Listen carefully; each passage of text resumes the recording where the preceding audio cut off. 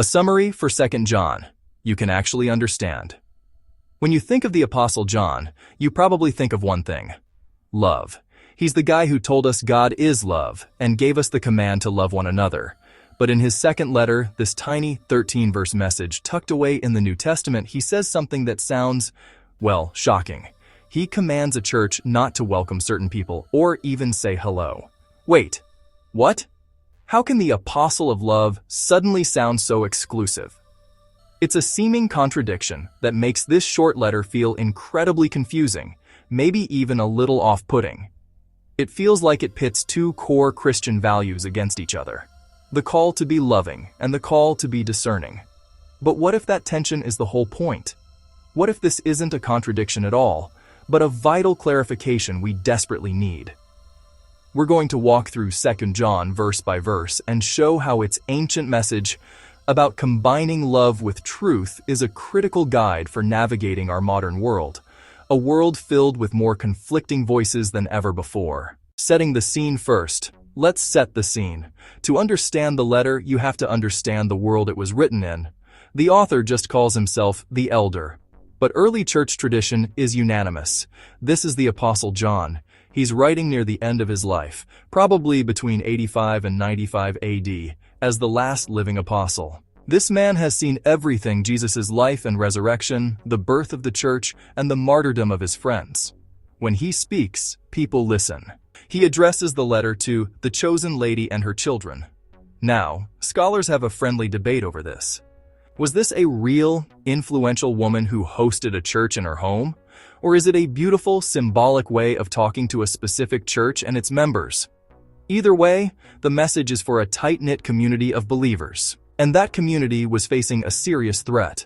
The Roman Empire had built an incredible network of roads, which was great for spreading the gospel. But there was a downside. False teachers could travel just as easily. They moved from one house church to the next, looking for a place to crash, a free meal, and a platform to spread their ideas. And these weren't just folks with minor disagreements. John flat out calls them deceivers and the Antichrist.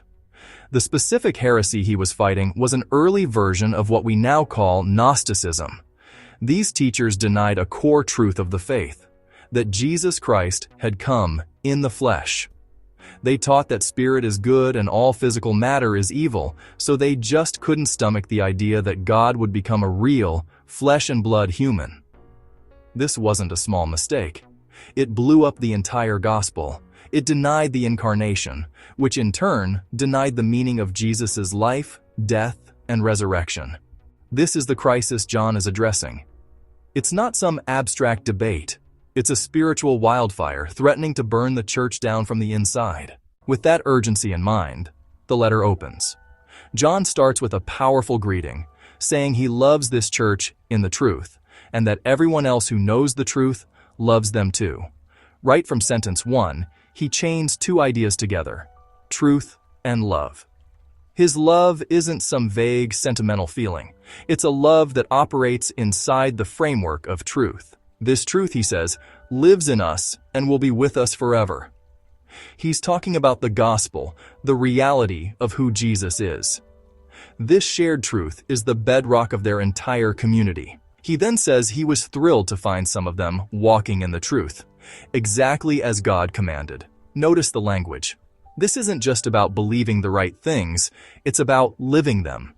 Truth isn't just a fact to agree with, but a path to walk on.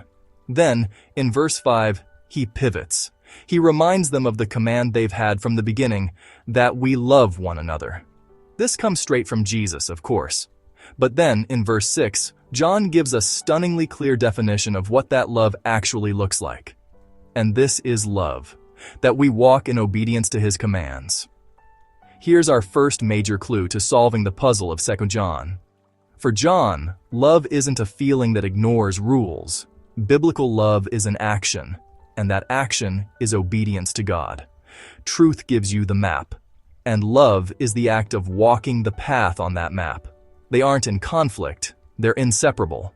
Love without truth is just mushy sentimentality, and truth without love becomes a harsh, rigid legalism. Now that he's forged this unbreakable link between truth, love, and obedience, John delivers the core warning of his letter. This is where he resolves that tension we felt at the start. He says, "Many deceivers who do not acknowledge Jesus Christ as coming in the flesh have gone out into the world. Any such person is the deceiver and the Antichrist."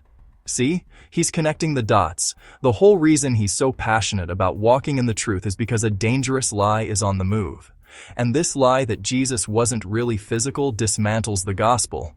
If Jesus wasn't truly one of us, his death means nothing for us. This leads to his urgent plea in verse 8. "Watch out that you do not lose what we have worked for, but that you may be rewarded fully." The stakes are real.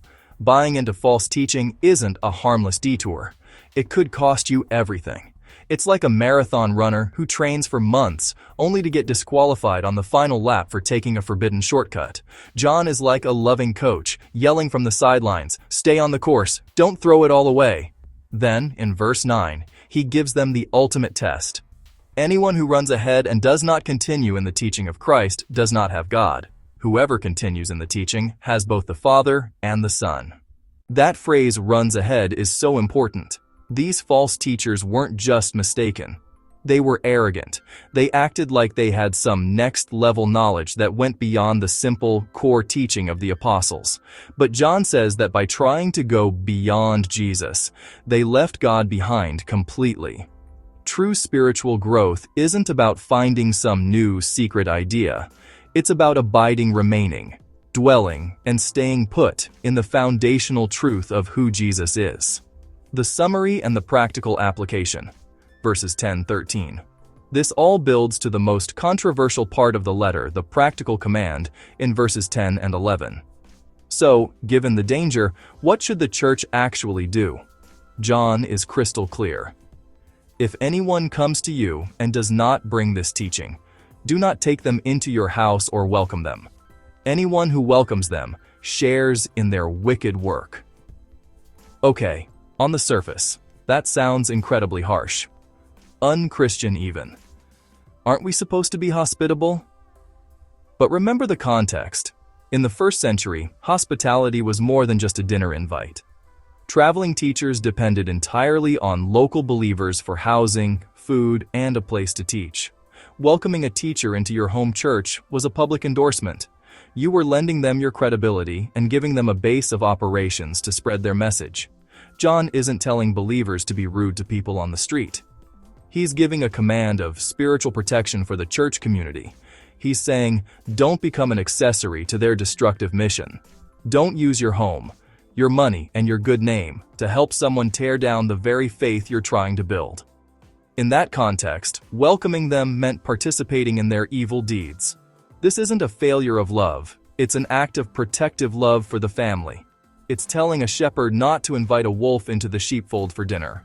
He finishes his letter by saying he'd rather talk face to face so their joy can be complete. One last reminder of how much he values real, personal fellowship. The aha moment and modern application. So here's the big aha moment in 2 John. The central theme, the powerful takeaway from this tiny letter, is that biblical love must operate within the boundaries of biblical truth. Love and truth aren't competing values you have to balance. They're two sides of the same coin. John teaches us that the most loving thing you can do for the church is to protect it from destructive ideas. Discernment isn't the opposite of love. It's one of love's most important jobs. What does this mean for us? The world of teachers on Roman roads might feel distant, but the principle is more relevant than ever. We are bombarded with messages on social media, podcasts, and YouTube. Deceivers no longer need to walk from town to town. They can broadcast their ideas to millions with one click. 2. John gives us a framework for navigating this information overload as mature Christians. First, it calls us to be grounded. We have to walk in the truth, which means we have to actually know it. We can't spot a lie if we don't know the truth. That takes a real commitment to Scripture and our local churches. Second, it calls us to be discerning. We have to actually evaluate the teachings we consume. Does this pastor or influencer abide in the teaching of Christ? Do they hold to the fundamental truths, like the full humanity and deity of Jesus? Third, it calls us to be wise with our modern-day hospitality. This isn't just our homes. It's about what we share, like, and promote. It's about which ministries we support financially and which voices we give a platform to. Sharing a video from a false teacher or promoting their book is the digital equivalent of welcoming them into our community. This doesn't mean we live in a fearful bubble. It means we exercise wisdom and refuse to partner with those who undermine the gospel. The book of 2 John isn't a confusing contradiction. It's a powerful, urgent, and deeply loving call for spiritual maturity. John, the seasoned apostle, shows us that real love isn't a naive feeling that just accepts everything. True love rejoices in the truth, protects the truth, and walks in the truth. It is a love with a backbone. This short letter is a vital guide, reminding us that to truly love God and others, we have to stay anchored in the timeless teaching of Jesus Christ, guarding the good news that's been entrusted to us. If this summary helped clear things up for you, do us a favor and hit that like button. And make sure you subscribe to The Open Table. We put out videos like this every week to help you understand Scripture and apply its truth to your life. Thanks for watching, and we'll see you in the next one.